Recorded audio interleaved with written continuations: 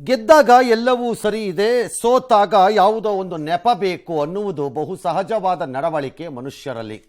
ಅದೇ ರೀತಿ EVM ವಿಚಾರದಲ್ಲಿ ಪ್ರತಿಪಕ್ಷಗಳು ಅಥವಾ ಕೆಲವು ಸಂಘಟನೆಗಳು ಒಂದು ರೀತಿ ಹಠಕ್ಕೆ ಬಿದ್ದಂತೆ ಅದು ಸರಿ ಇಲ್ಲ ಎಂಬುದನ್ನು ಸಾಬೀತು ಮಾಡಲು ಹೊರಟಿದ್ದವರಿಗೆ ನನ್ನ ಲೆಕ್ಕಾಚಾರದಲ್ಲಿ ಸುಪ್ರೀಂ ಕೋರ್ಟ್ ಇವತ್ತು ಕಪಾಳ ಮೋಕ್ಷದ ರೀತಿಯಲ್ಲೇ ಉತ್ತರ ಕೊಟ್ಟಿದೆ.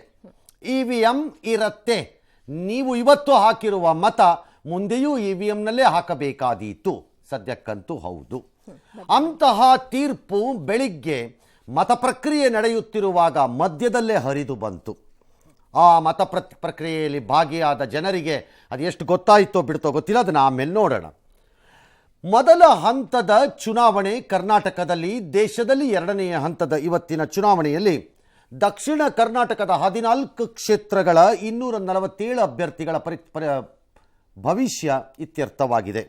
ಬೆಳಿಗ್ಗೆ 7 ಗಂಟೆಗೆ ಎಂದಿನಂತೆ ಮತದಾನ ಪ್ರಾರಂಭವಾಯಿತು. ಬೆಳಗ್ಗೆಯೇ 7 ಗಂಟೆಗೆ ವಿಪರೀತವಾದ ರಶ್ಶು ಬಹುತೇಕ ಕಡೆಗಳಲ್ಲಿ ನಗರ ಹಾಗೂ ಗ್ರಾಮೀಣ ಭಾಗದಲ್ಲಿ ಕಾಣಿಸಿಕೊಂಡಿತು. ನನ್ನ ಲೆಕ್ಕಾಚಾರದಲ್ಲಿ ಒಂದೇ ಒಂದು ಅದಕ್ಕೆ ಕಾರಣ. ಬಹುಶಃ ಬಿಸಿಲು ಅನ್ನೋ ಕಾರಣಕ್ಕೆ ಗ್ರಾಮೀಣ ಭಾಗದಲ್ಲಿ ಮುಗಿಸ್ಕೊಂಡು ಹೋಗ್ಬಿಡೋಣ, ಆಮೇಲೆ ಕಷ್ಟ ಆಗತ್ತೆ ಬರೋಕ್ಕೆ ಅಂತಾನೋ, ಅಥವಾ ಗ್ರಾಮೀಣ ಭಾಗದಲ್ಲಿ ಬಿಸಿಲು ಏರುತ್ತೆ ಅನ್ನೋ ಕಾರಣಕ್ಕೋ. ಯಾಕಂದರೆ ಬಹುಜನರು ಮೊಬೈಲ್ ಹಿಡ್ಕೊಂಡು ಆರೆಂಜ್ ಅಲರ್ಟ್ ಇದೆ ಹೀಟ್ ವೇವಲ್ಲಿ ಅಂತ ಹೇಳಿದ್ದಾರೆ. ಹಾಗಾಗಿ ಬಹುಶಃ ಅವ್ರದಕ್ಕೆ ಬೇಡ, ಹಾಕ್ಬಿಡೋಣ ಮೊದಲೇ ಅಂತ ಹಾಕಿದ್ರು ಅಂತ ಕಾಣುತ್ತೆ. ಆದರೆ ನಂತರ ಎಂದಿನಂತೆ ಬೆಂಗಳೂರಿಗರ ನಿರಾಸಕ್ತಿಯು, ಹಳ್ಳಿಗರ ಗ್ರಾಮಗಳ ಜನರ ಆಸಕ್ತಿ ಪ್ರಜಾಪ್ರಭುತ್ವದಲ್ಲಿ ಏನಿದೆ ಎಂಬುದು ಸಾಬೀತಾಯಿತು. ಸಂಜೆ ಸೂರ್ಯ ಮುಳುಗುವ ವೇಳೆಗೆ ಬೆಂಗಳೂರಿನವರು ಹಿಂದಕ್ಕೆ ಬಿದ್ದರು. ಆದರೆ ಗ್ರಾಮೀಣ ಭಾಗದ ಜನ ಬಹುದೂರ ಸಾಗಿ ಮುಂದಕ್ಕೆ ಹೋಗ್ಬಿಟ್ರು. ಇದೊಂದು ರೀತಿ ಹೊಸದೇನಲ್ಲ. ಬೆಂಗಳೂರಿಗರೇ ಹಿಂದೆ, ಹಳ್ಳಿಯವರೇ ವಾಸಿ, ಇದು ಹೊಸದಲ್ಲ. ಪರೀಕ್ಷೆಯ SSLC PUC ಫಲಿತಾಂಶ ಬಂದಾಗ ಹೆಣ್ಣು ಮಕ್ಕಳೇ ಮೇಲುಗೈ, ಬಾಲಕರೇ ಹಿಂದಕ್ಕೆ ಹಾಕಿ ಹಾಕಿ ಹಾಕಿ ನನಗೆ ಸಾಕಾಗೋಗಿದೆ ಇದನ್ನು 30 ವರ್ಷದಲ್ಲಿ. ಹಾಗೆ ಇದುವೆ, ಇದೇನು ಹೊಸದಾಗಿ ಹೇಳಬೇಕಾಗಿಲ್ಲ. ಏನೂ ಆಗಲ್ಲ. ಅವ್ರು ಯಾವ ಭೂಮಿಯೇ ನಾಶವಾಗಿ ಹೋದೀತು ಅಂದ್ರೂ ಹೌದಾ ನೋಡೋಣ ನಿಧಾನಕ್ಕೆ ಬಂದದನ್ನ ಅಂತ ಹೇಳ್ತಾ ಇರ್ಬೇಕಾದ್ರೆ ಇವ್ರು ಅಂಥ ಜನ. ಇವರು ನೀವು ಯಾರಿಗೆ ಓಟ್ ಹಾಕ್ತಿದ್ದೀರಿ ಅನ್ನೋದು ಇಂಪಾರ್ಟೆಂಟ್ ಅಲ್ಲ. ನೀವು ಯಾರಿಗೆ ಬೇಕಾರೋ ಹಾಕ್ಕೊಳ್ಳಿ, ನೋಟಾ ಬೇಕಾರೋ ಹಾಕ್ಕೊಳ್ಳಿ, ಅದಲ್ಲ ಪಾಯಿಂಟ್. ಪಾಯಿಂಟ್ ಇಸ್ ನಾನು ಹೋಗಲ್ಲ ಓಟ್ ಹಾಕಲ್ಲ ಅನ್ಬಾರ್ದು ನೀವು ಅಂತ ನನ್ನ ವಾದ. ಕಾರಣ ನಾನು ನೆನ್ನೆನೂ ಅಂದೆ, ಅವರನ್ನು ಉದ್ಧಾರ ಮಾಡಲು ಅಲ್ಲ, ನನಗೆ ನಾನು ಸಮಾಧಾನ ಪಟ್ಟುಕೊಳ್ಳಲು ಅಂತ. ಆದರೂ ಆಗಿಲ್ಲ. ಏನಿಯೋ ಕೆಲವು ಕಡೆ ಸರತಿ ಸಾಲಿನಲ್ಲಿ ಮತದಾರರಿದ್ದ ಕಾರಣ ಬೆಂಗಳೂರು ನಗರದಲ್ಲಿ ಸ್ವಲ್ಪ ಎಕ್ಸ್ಟೆಂಡೆಡ್ ಟೈಮಲ್ಲಿ ವೋಟಿಂಗ್ ಆಗಿದೆ. ಒಂದು ಅರ್ಧ ಗಂಟೆ 20 ನಿಮಿಷ 30 ನಿಮಿಷ ಲೇಟಾಗಿ ಓಡೋಡಿ ಬಂದವರಂತೆ. ಜಕಾಕಳಿ ಓಡೋಡಿ ಬಂದರು ಲೇಟಾಗಿ, ಯಾವ ಕಾರಣಕ್ಕೋ ಪಾಪ ಗೊತ್ತಿಲ್ಲ. ಬಾಗ್ಲಾಕಿದ್ರು ಮತಗಟ್ಟೆ ಅಧಿಕಾರಿಗಳು, ಖಾಲಿ ಮಾಡಿಕೊಂಡೋಗಿ ಜಾಗನ ಅಂತ. ಸದ್ಯಕ್ಕೆ ಪ್ರಾಥಮಿಕ ವರದಿಗಳ ಪ್ರಕಾರ 14 ಕ್ಷೇತ್ರಗಳಲ್ಲಿ ಕರ್ನಾಟಕ ರಾಜ್ಯದಲ್ಲಿ 64.51 ಅಂದರೆ ಹೆಚ್ಚು ಕಡಿಮೆ 64.25% ವೋಟ್ ಆಗಿದೆ ಒಟ್ಟಾರೆ. ಇದು ಬಹುಶಃ ದೊಡ್ಡ ಬದಲಾವಣೆ ಆಗಲಿಕ್ಕಿಲ್ಲ. ಮೇ ಬಿ 1.5 to 1% ಈಚೆ ಆಚೆ ಏನಾರಾದ್ರೂ ಆಗಬೇಕು, ಅದರ ಮೇಲೆ ಆಗಲಿಕ್ಕಿಲ್ಲ ಅಂದ್ಕೊಂಡಿದ್ದೀನಿ. ಕಾರಣ ಹಿಂದಿನ ಕಾಲದಂತೆ ಅಲ್ಲ. ಹಿಂದೆ 25 ವರ್ಷ 30 ವರ್ಷದ ಹಿಂದೆ ಚುನಾವಣೆಗಳನ್ನು ನಾವು ಕವರ್ ಮಾಡಬೇಕು ಅಂತ ಹೊರಟಾಗ ಸಂಜೆ ಕಚೇರಿಗಳಿಗೆ ವಾಪಸ್ ಬಂದಾಗ 60% 55% ಆಗಿದೆಯಂತೆ ಅಂದರೆ ಅದಕ್ಕೊಂದು 4-5% ಆ್ಯಡ್ ಮಾಡ್ಕೊಳ್ಳೋಣ ಅಂತ ಅಂತಿದ್ವಿ. 2 ದಿನ ಬಿಟ್ಕೊಂಡು ಚುನಾವಣಾ ಆಯೋಗದ ಹತ್ರಕ್ಕೆ ಹೋಗಿ ಅಂತಿಮ ಫಿಗರ್ಸ್ ಏನು ಅಂತ ತಗೋತಿದ್ವಿ. ಅವಾಗೆಲ್ಲ ಹಾಗಿತ್ತು. ಈಗ ಹಂಗಲ್ಲ. ಈಗ ಹಿಂಗಂದ್ರೆ ಚುಚ್ಚಬೋದು, ಹಂಗಂದ್ರೆ ಚುಚ್ಚಬೋದು. ಈ ಚುಚ್ಚೋ ಕಾಲದಲ್ಲಿ ಅದು ವ್ಯತ್ಯಾಸ ಆಗಲಿಕ್ಕಿಲ್ಲ, ಹೆಚ್ಚು ಕಡಿಮೆ ಅಷ್ಟರಲ್ಲೇ ಇರುತ್ತೆ. ಕಳೆದ ಬಾರಿ ಈ 14 ಕ್ಷೇತ್ರಗಳಲ್ಲಿ 70% ಆಗಿತ್ತು. ಅಂದರೆ ಸರಿ ಸುಮಾರು ಒಂದು 5% ವೋಟಿಂಗು ಡಿಪ್ ಆದಂಗಿದೆ, ಕೆಳಕ್ಕೆ ಬಿದ್ದಿದೆ. ಆಲ್ ರೈಟ್, ಈಗ ಬಂದಿರುವ ಅಪ್ಗ್ರೇಡೆಡ್ ತಂದೆ ಬಿಟ್ಟಿದ್ದಾರೆ.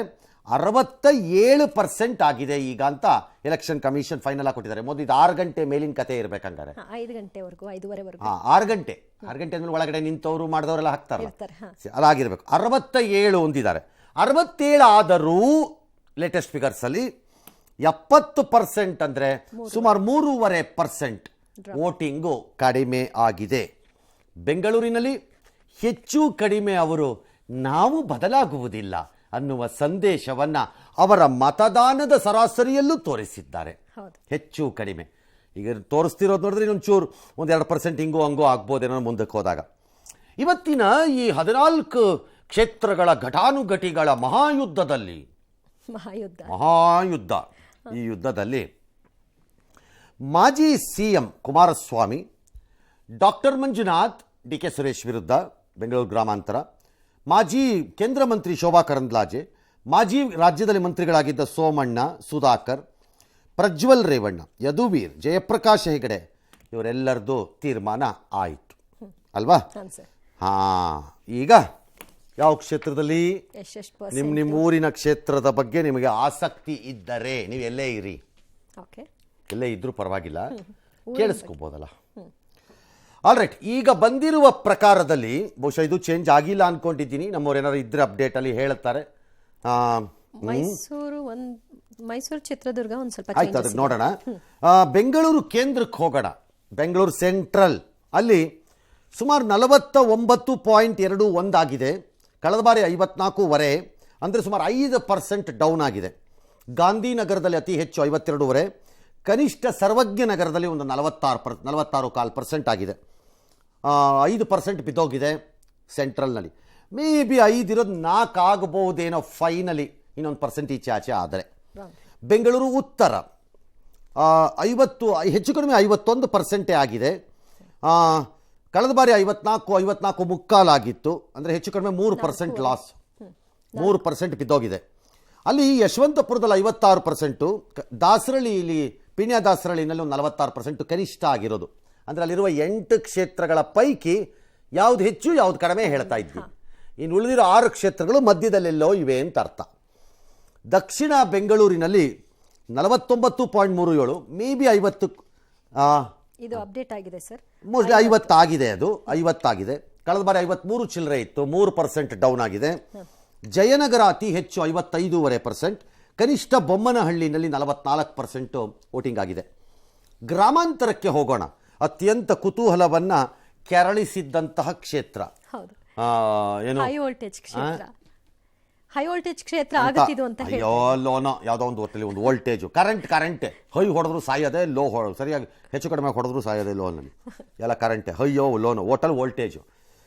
ಬೆಂಗಳೂರು ಗ್ರಾಮಾಂತರ ಹೆಚ್ಚು ಕಡಿಮೆ 62% ಆದಂಗಿದೆ ಓಟು, ವಿಚ್ ಮೀನ್ಸ್ ಒಂದು 3% ಓಟು ಡೌನ್ ಆದಂಗಿದೆ ಇಲ್ಲಿಗ. ಕಳೆದ ಬಾರಿಗೆ ಕಡಿಮೆ ಆದರೆ 2 ಆಗ್ಬೋದು, ಏನೋ ಆಗ್ಬೋದು ಅಷ್ಟೆ.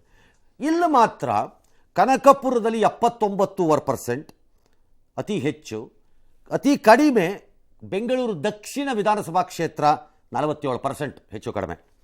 ಆನೇಕಲ್ಲಲ್ಲಿ ಒಂದು 55.25, ಚನ್ನಪಟ್ಟಣದಲ್ಲಿ 77.25 ಅಂದರೆ 78, ಕುಣಿಗಲಲ್ಲಿ 76.5, ಮಾಗಡಿ ಹೆಚ್ಚು ಕಡಿಮೆ 80, RR ನಗರ 52 ಆಲ್ಮೋಸ್ಟ್, ರಾಮನಗರ 79 ಚಿಲ್ಲರೆ 0.26, ಇದಿಷ್ಟು ಆಗಿದೆ. Very very high voting.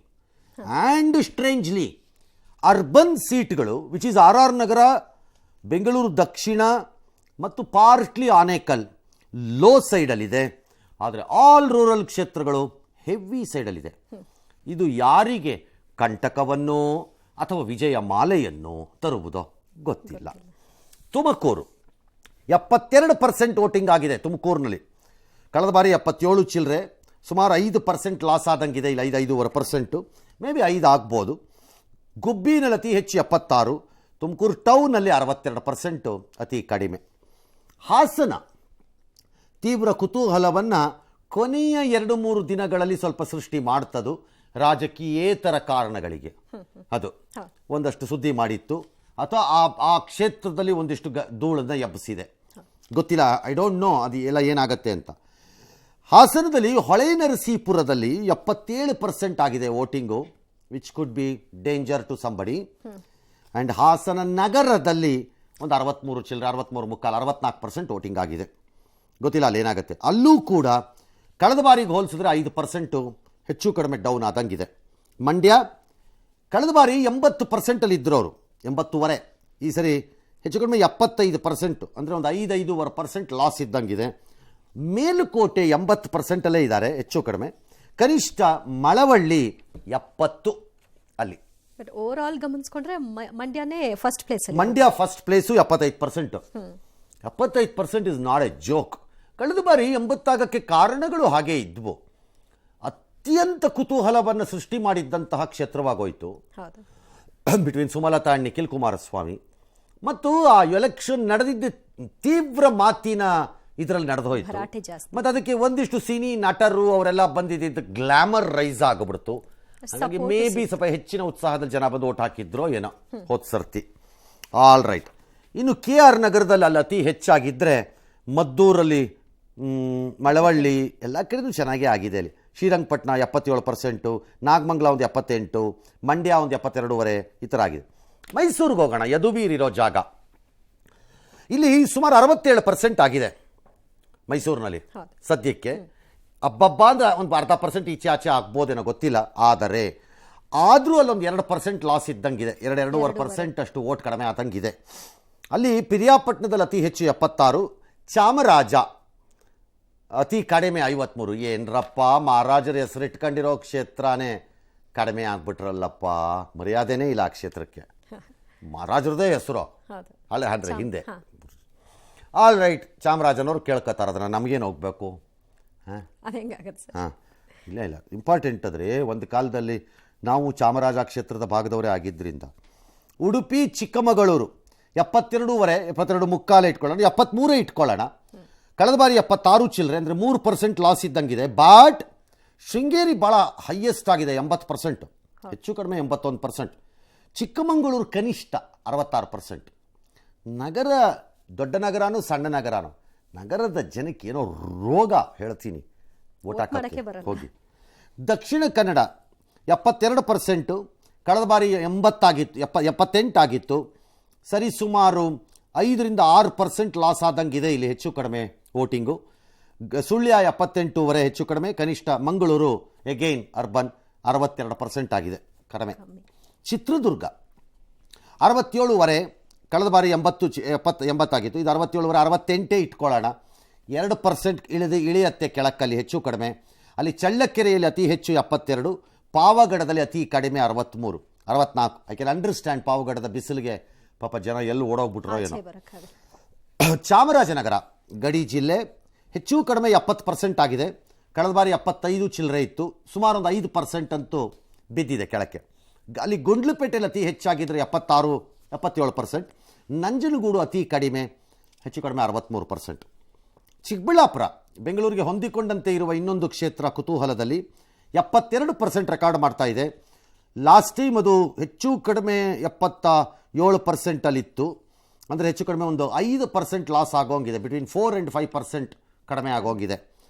ಅಲ್ಲಿ ಹೊಸಕೋಟೆಯಲ್ಲಿ ಅತಿ ಹೆಚ್ಚು 81, ಯಲಹಂಕದಲ್ಲಿ ಅತಿ ಕಡಿಮೆ 60. ಓಹೋ, ಅಬ್ಬರಿಸಿ ಬೊಬ್ಬಿರಿಸಿ ಖಡ್ಗವನ್ನು ಜಳುಪಿಸಿ ಗುರಾಣಿಯನ್ನು ಹಿಡಿದು ಯುದ್ಧಕ್ಕೆ ಹೊರಟು ಹಿಂದಕ್ಕೆ ಬಂದು ಬೇರೆ ರೀತಿಯಲ್ಲಿ ಯುದ್ಧ ಮಾಡಿದ ಯಲಹಂಕ ಅಲ್ಲ. ಅರ್ಥ ಮಾಡ್ಕೊಳ್ಬೇಕು. ಏನು ವಿಶ್ವನಾಥ್, ನಿಮ್ಮ ಕ್ಷೇತ್ರಕ್ಕೆ 60 ಇಷ್ಟೆಲ್ಲ ಮಾಡಿ ಅಲ್ಲ, ಅಭ್ಯರ್ಥಿ ಅವ್ರಿಗೆ ಬಯಸಿದ್ ಆಲ್ ರೈಟ್ ಬಂದಿದ್ದಿದ್ರೆ 100 ಹಾಕಿಸ್ಬಿಡ್ತಿದ್ರ ಗೊತ್ತಿಲ್ಲ. ಕೋಲಾರ 73 ಚಿಲ್ಲರೆ, ಕಳೆದ ಬಾರಿ 77 ಚಿಲ್ಲರೆ, ಅಂದರೆ ಒಂದು 4% ಲಾಸ್ ಇದ್ದಂಗಿದೆ ಈ ಸರಿನುವೆ, ಅಥವಾ 3%. ಅಲ್ಲಿ ಮಾಲೂರಲ್ಲಿ ಅತಿ ಹೆಚ್ಚು 78, ಕನಿಷ್ಠ KGFನಲ್ಲಿ ಒಂದು 65% ಆಗಿದೆ. ಟೋಟಲಿ ನೀವು ನೋಡಿದ್ರೆ ಇದೆಲ್ಲವನ್ನು 14 ಕ್ಷೇತ್ರಗಳಲ್ಲಿ 2-6% ಅಷ್ಟು ಕ್ಷೇತ್ರವಾರು ವ್ಯತ್ಯಾಸ ಆದಂಗಿದೆ, ಇಳಿದಿದೆ, ಯಾವುದೂ ಏರಿಲ್ಲ. ಆವ್ರೇಜಲ್ಲಿ ಹೆಚ್ಚು ಕಡಿಮೆ ನಾವು 3% ಇಂದ 3.5% ವೋಟನ್ನು ಕಳ್ಕೊಂಡಿದ್ದೀವಿ. ಇದನ್ನು ಯಾವ ರೀತಿ ವ್ಯಾಖ್ಯಾನಿಸ್ಬೋದು ಸರ್? ಆವ್ರೇಜು 65-66 ಅಂದರೆ ಅರೌಂಡ್ 3.5 to 4% ವೋಟಿಂಗ್ ಡೌನ್ ಆಗಿದೆ.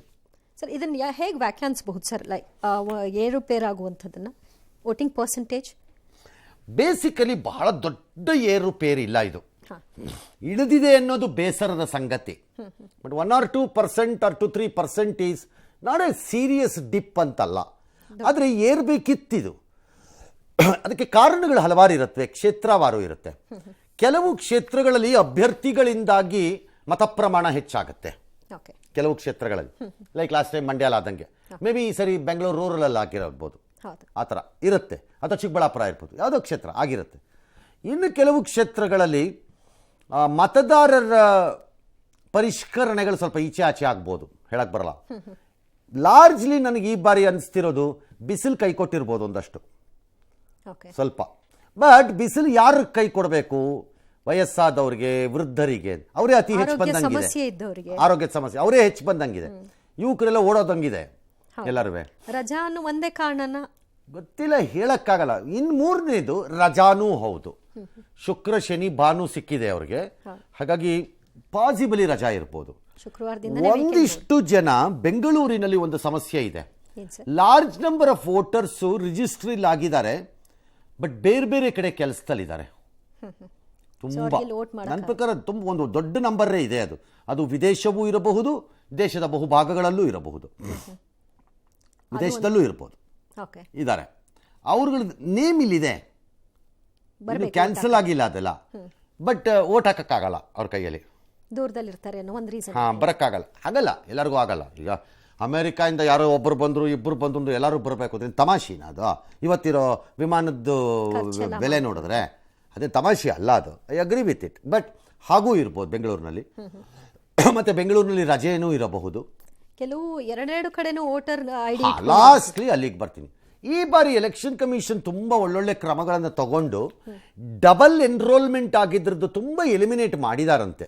ನನಗೆ ಯಾರೋ ಹೇಳ್ತಿದ್ರು, ತುಂಬ ಮಾಡಿದ್ದಾರೆ, ಕಷ್ಟಪಟ್ಟಿದ್ದಾರೆ ಎಲೆಕ್ಷನ್ ಕಮಿಷನ್ ಆ ವಿಚಾರದಲ್ಲಿ ಅಂತ. ಬಟ್ ಆದರೂ ಉಳ್ಕೊಂಡಿರ್ಬೋದು ಒಂದಷ್ಟು ಎಲ್ಲರೂ. ಡಬಲ್ ಎನ್ರೋಲ್ಮೆಂಟ್ಗಳು ಇರಬಹುದು, ಗೊತ್ತಿಲ್ಲ, ವಿ ಹ್ಯಾವ್ ನೋ ಐಡಿಯಾ. ಊರುಗಳ ಕಡೆ ವೋಟ್ ಮಾಡ್ತಾರೆ, ಇಲ್ಲಿ ಅದು ಬಿಟ್ಬಿಡ್ತಾರೆ. ಅಲ್ಲ, ಅದು ಮೊದಲಿತ್ತು ಆ ಥರ, ಬಟ್ ಈಗ ಹಂಗಿಲ್ಲ, ತುಂಬ ಕಡಿಮೆ ಆಗಿದೆ ಅದು ಅಂತ ಹೇಳ್ತಿದ್ದಾರೆ. ಅದೇನೋ ಏನೋ ನಂಬರ್ ಹಾಕಿ ಮಾಡಬೇಕು ಬಂದಾಗ ಒಂದು ಕ್ಯಾನ್ಸಲ್ ಆಗತ್ತೆ ಆಟೋಮ್ಯಾಟಿಕ್ ಅಂತೇನೋ ಮಾಡಿದ್ದಾರೆ ಅವರು. ಹಾಗಾಗಿ ಅದು ಅಷ್ಟಿಲ್ಲ, ಮೊದಲಿನಷ್ಟು ಸಮಸ್ಯೆ ಅಲ್ಲ ಅದು ಅಂತ ಹೇಳ್ತಿದ್ದಾರೆ. ಬಟ್ ಸ್ಟಿಲ್ ಎಲ್ಲ ಕಾರಣಗಳಿಂದ ಬಿದ್ದಿರಬಹುದು ನಗರದಲ್ಲಿ. ಮತ್ತು ಎಂದಿನ ನಗರವಾಸಿಗಳ ಅಮೋಘ ಪ್ರಜಾಪ್ರಭುತ್ವ ಸೇವಕರ ಗುಣಲಕ್ಷಣಗಳದು. ಅಲ್ಲ ಸರ್, ಎಂತೆಂಥದ್ದು ವಿಷಯಗಳಿಗೆ ಕ್ಯೂ ನಿಂತ್ಕೊಳ್ಳೋ ಪೇಷನ್ಸ್ ಇರುವಂಥ ನಮ್ಮ ಬೆಂಗಳೂರಿಗರು ಈ ವೋಟ್ ಮಾಡೋ ವಿಷಯದಲ್ಲಿ ಯಾಕೆ ಪೇಷನ್ಸ್ ಇಲ್ಲ ಸರ್? ಮನೆಯಿಂದ ಒಂದು ಹೆಜ್ಜೆ ಆಚೆ ಇವತ್ತಿನ ಸಮಸ್ಯೆ ಅಲ್ಲ, ಇದು ಅರ್ಬನ್ ವೋಟರ್ಗಳ ಸಮಸ್ಯೆ ದೀರ್ಘಕಾಲದಿಂದ ಇರೋದು. ನಾವು ಹಿಂದೆ ಬ್ಯಾಲೆಟ್ ಪೇಪರಲ್ಲಿ ಕವರ್ ಮಾಡ್ತಿದ್ದಾಗ, ಅಂದರೆ ನಾನು ಈಗಲೇ ಹೇಳಲ್ಲ, ಅಂದರೆ ಇನ್ನು ಸ್ವಲ್ಪ ಹಿಂದಕ್ಕೆ ಹೋಗಿ ಹೇಳ್ತೀನಿ. ಬೇಕಾಗ ನಾವು ಸ್ಕೂಲಲ್ಲಿದ್ದಾಗ, ಹೈಸ್ಕೂಲ್ಗಳೆಲ್ಲ ಇದ್ದಾಗ, ನಾವು ಹೈಸ್ಕೂಲು ಪ್ರೈಮರಿಯಿಂದ ಅಪ್ಪರ್ ಪ್ರೈಮರಿ, ಹೈಯರ್ ಪ್ರೈಮರಿಗೆ ಬಂದಾಗಲೂ ಅವಾಗೆಲ್ಲ ನಮ್ಮ ಕೈಲಿ ಪಾಂಪ್ಲೆಟ್ ಕೊಡೋರು ಹಂಚಕ್ಕೆ. ಈ ಬೂತ್ಗಳ ಮತಗಟ್ಟೆ ಆಚೆ ಏನಿದೆ, ಟೇಬಲ್ ಹಾಕಿಟ್ಟಿರ್ತಾರಲ್ಲ, ಅಲ್ಲಿ ಬಂದವ್ರಿಗೆ ಅಂಕಲ್ ಓಟ್ ಕೊಡಿ ಅಂದ್ಬಿಟ್ಟು ಯಾರ ನಮಗೆ ಕೊಟ್ಟವ್ರದ್ದು ಕೊಡ್ತಿದ್ವಿ. ಅವಾಗ ನಮ್ಗೆ ಇವೆಲ್ಲ ಗೊತ್ತಿರಲಿಲ್ಲ. ಅವಾಗೆಲ್ಲ ಲಾರ್ಜ್ಲಿ ಕಾಂಗ್ರೆಸ್ಸೇ, ಯಾಕಂದರೆ ಅದು ಬಿಟ್ಟದ್ದು ಅಪೋಸಿಷನ್ ಪಾರ್ಟಿ ಕಡಿಮೆ, ಆಮೇಲೆ ಜನತಾ ಪಾರ್ಟಿ ಬಂತು ಅಷ್ಟೇ.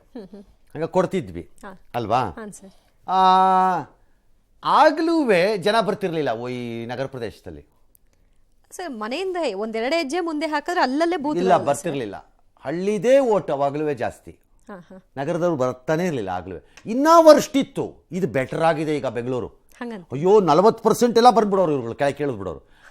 ಯಾವಾಗಲೂ ನಮ್ಗೆ ಕೋಪ ಈ ಸದಾಶಿವನಗರ ಈ ಥರದವ್ರ ಮೇಲೆ ಬೈದ್ಬಿಡೋದು. ಸುಮ್ಮನೆ ಜನರಲ್ ಆಗಿ ಪಾಪ ಅವ್ರು ಆಗ್ತಿದ್ರೋ ಬಿಡ್ತಿದ್ರೋ ಅವ್ರು ಬೈದ್ಬಿಡೋದು. ಸದಾಶಿವನಗರದಲ್ಲಿ ಕುತ್ಕೊಂಡು ಎಲ್ಲ ಲಾಭಗಳು ತಗೊಂಡು ಹಂಗೆ ಇಟ್ಕೊಂಡು ಅವ್ರ ಏರಿಯಲ್ಲ ಓಟ್ ಹಾಕಕ್ಕೆ ಬರಲ್ಲ, ಇವ್ರು ಯಾರು ರೀ ಅಂತ ಬೈದಾಕ್ಬಿಡೋದು ಚೆನ್ನಾಗಿ. ಅದ್ರಲ್ಲಿ ತುಂಬ ಜನ ಹಾಕಿರೋರು ಪಾಪ. ಹಾಗಾಗಿ somehow there is a urban apathy ಅಂತ ಕರಿತೀವಿ ಇದನ್ನು. ರೂರಲ್ ಸೈಡಲ್ಲಿ ಜನ ಇದಕ್ಕೆ ಬಹಳ ಬಹಳ ಇಂಪಾರ್ಟೆನ್ಸನ್ನು ಕೊಡ್ತಾರೆ, ಅವರು ಪ್ರಾಮುಖ್ಯತೆ ಕೊಡ್ತಾರೆ ಅವರು. ಅರ್ಬನ್ನಲ್ಲಿ ಕಾರಣ ಹೀಗಿರ್ಬೋದು, ಕೆಲವು ಸಿರಿವಂತ ಮನಸ್ಸು ಜೋಬು ಎರಡೂ ಇದ್ದವ್ರಿಗೆ ನಾವು ನಿಮ್ಮ ಮೇಲೆ ಏನು ಡಿಪೆಂಡೆಂಟ್ ಅಲ್ಲ, ಏನಾದ್ರು ಮಾಡ್ಕೊಂಡು ಹಾಳಾಗೋಗಿ ನಮ್ಮ ಇಷ್ಟ ಅನ್ನೋ ಥರ ಇರ್ಬೋದು. ನಾವು ನಿಮ್ಮ ಮೇಲೆ ಡಿಪೆಂಡೆಂಟ್ ಅಲ್ಲ, ನಮಗೆ ನಿಮ್ಮಿಂದ ಏನಾಗಬೇಕು ಅನ್ನೋ ಥರನೂ ಇರ್ಬೋದು. ನಾವು ಯಾವ ಲಾಭನೂ ಪಡ್ಕೊಳ್ಳಲ್ಲ, ನಾವೇನು ಲಾಭ, ನಮ್ಮ ಹತ್ರ ರೇಷನ್ ಕಾರ್ಡ್ ಇಲ್ಲ, ಗ್ಯಾಸ್ಗೆ ಸಬ್ಸಿಡಿ ತಗೊಳ್ಳಲ್ಲ, ಗೃಹ ಜ್ಯೋತಿ ನಾವು ತಗೊಳ್ಳಲ್ಲ, ಗೃಹಲಕ್ಷ್ಮಿ ನಮ್ಮನೆಗೆ ಲಕ್ಷ್ಮಿ ಮೊದಲೇ ಬಂದ್ಬಿಟ್ಟಿದ್ದಾಳೆ, ನೀವು ಕೊಡಕ್ ಮೊದಲು ಶಕ್ತಿನೂ ಬೇಡ. ನಮ್ಮ ಹತ್ರ ಶಕ್ತಿ, ನಿಮ್ಮ ತಾತನಷ್ಟು ಶಕ್ತಿ ನಮ್ಮ ಹತ್ರನೇ ಇದೆ.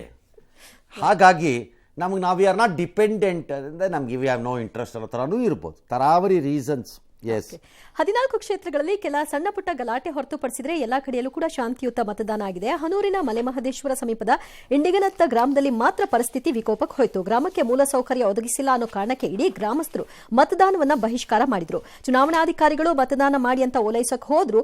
ಅಲ್ಲಿಗೆ ಸಿಟ್ಟು ಇನ್ನಷ್ಟು ಜಾಸ್ತಿ ಆಯಿತು. ಮತಗಟ್ಟೆಗೆ ನುಗ್ಗಿ ಇವಿಎಂ ಮಷಿನ್, ಮೇಜು, ಕುರ್ಚಿ ಎಲ್ಲವನ್ನು ಪೀಸ್ ಮಾಡಿದ್ರು. ಇದನ್ನ ತಡೆಯೋದಕ್ಕೆ ಹೋದಂತಹ ಅಧಿಕಾರಿಗಳು ಪೊಲೀಸರ ಮೇಲೆ ಕಲ್ಲು ತೂರಾಟ ಆಯಿತು. ಪರಿಸ್ಥಿತಿ ನಿಭಾಯಿಸಲು ಪೊಲೀಸರು ಲಾಠಿ ಚಾರ್ಜ್ ಮಾಡಿದ್ರು. ಆರ್ಆರ್ ನಗರದಲ್ಲಿ ಅರಸೇನಾ ಪಡೆ ನಿಯೋಜಿಸಿದ ಕಾರಣ ಸುಗಮ ಮತದಾನ ನಡೆದಿದೆ. ಆದರೆ ಶಿವರಾಜ್ ಎಂಬುವರ ಮತವನ್ನ ಬೇರೊಬ್ಬರು ಚಲಾಯಿಸಿದ್ರಿಂದ ಅಲ್ಲೊಂದಿಷ್ಟು ಗೊಂದಲ ಉಂಟಾಯಿತು. ಯಾರೋ ಗುರಾಯಿಸಿದ್ರು ಎಂಬ ಕಾರಣಕ್ಕೆ ಸಣ್ಣ ಗಲಾಟೆಯೂ ಕೂಡ ಏರ್ಪಡಿತು. ಬೆಂಗಳೂರಿನ ಸುದ್ದಗುಂಟೆಪಾಳ್ಯದಲ್ಲಿ ಕೇಸರಿ ಟಿ ಶರ್ಟ್ ಹಾಕೊಂಡು ಬಂದ ಕಾರ್ಯಕರ್ತನೊಬ್ಬ ಬಿಜೆಪಿ ಪರ ಮತ ಹಾಕುವಂತೆ ಓಲೈಕೆ ಮಾಡ್ತಾ ಇದ್ದಾನೆ ಅಂತ ಆರೋಪಿಸಿ ಕಾಂಗ್ರೆಸ್ ಕಾರ್ಯಕರ್ತರು ಗದ್ದಲ ಎಬ್ಬಿಸಿದ್ರು.